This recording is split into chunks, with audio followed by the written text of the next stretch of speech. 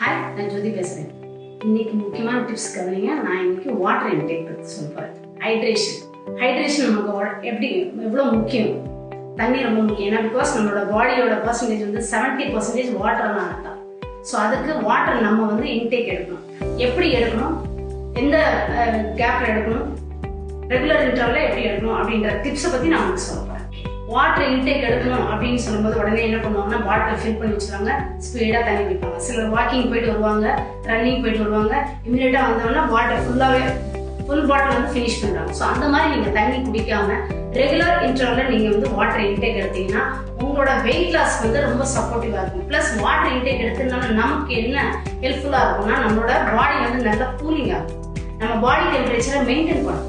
Plus உங்களோட skin வந்து எனர்ஜெட்டிக்காக.